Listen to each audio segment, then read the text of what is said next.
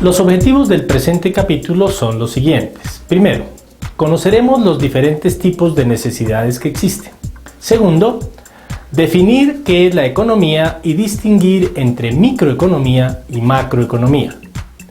Y tercero, entender cuáles son los factores que hacen posible la producción de bienes y de servicios para la satisfacción de las necesidades. Las necesidades se pueden clasificar bajo dos puntos de vista. Primero, según su origen, es decir, en dónde nacen. Tenemos que hay necesidades del individuo que son naturales, como la comida, el vestido, la habitación, etc.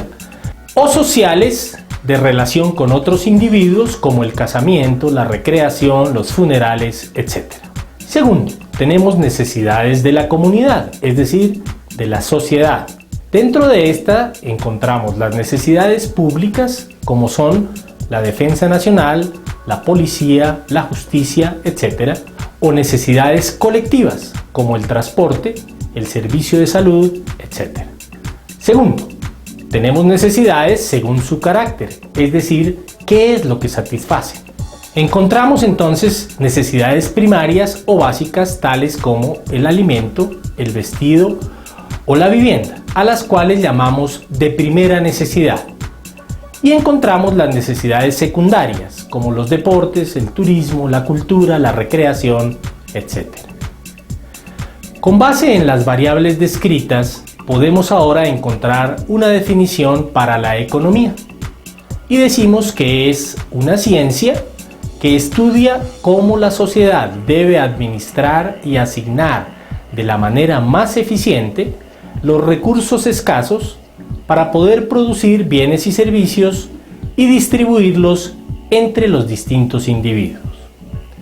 Con base en esta definición, resulta claro que el sujeto de la economía es el ser humano. Primero como productor y segundo como generador de bienes y de servicios y como consumidor de los mismos para satisfacer sus necesidades.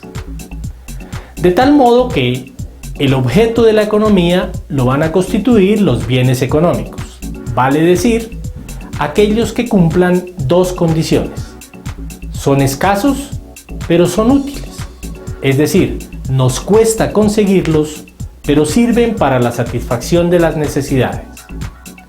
En este sentido, los bienes económicos tienen un valor, estamos dispuestos a pagar para poder obtenerlos. Y la esencia de la actividad económica radica entonces en la posibilidad de elegir. El estudio de la economía tiene lugar bajo dos enfoques. Microeconomía. Estudia el comportamiento básico de los agentes económicos como individuos o como empresas individuales y los mecanismos mediante los cuales se le da valor o precio a los bienes. Y macroeconomía. Estudia el comportamiento de los grandes agregados económicos resultantes de la sumatoria de las actividades individuales para poder determinar la producción, el empleo, el consumo, el ahorro, el comercio exterior a nivel de países o de regiones. En economía, como en el resto de las actividades de la vida, existen dos tipos de afirmaciones. Afirmaciones positivas, que son las que se refieren a hechos concretos y observables.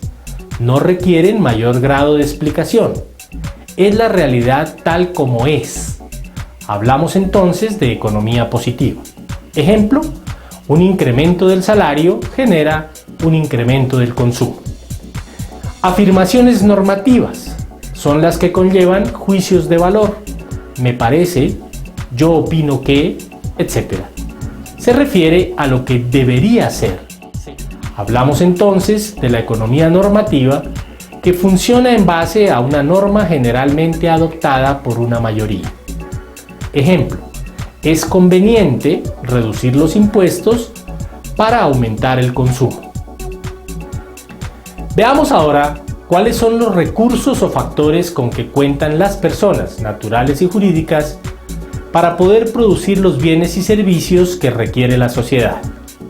Hablamos de los factores de producción, que son los recursos empleados por los individuos, las empresas o unidades económicas, aquellas productoras de bienes y de servicios, y el Estado, para transformar insumos, materias primas, y producir bienes y servicios finales.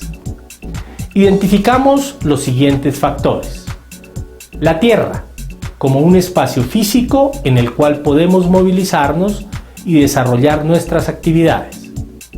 El trabajo humano, que se considera como la capacidad física o intelectual para ejecutar una labor. Y el capital, entendiéndose como tal al conjunto de bienes duraderos no dedicados al consumo, sino a producir otros bienes, como los edificios, las máquinas, las herramientas, las materias primas, etc.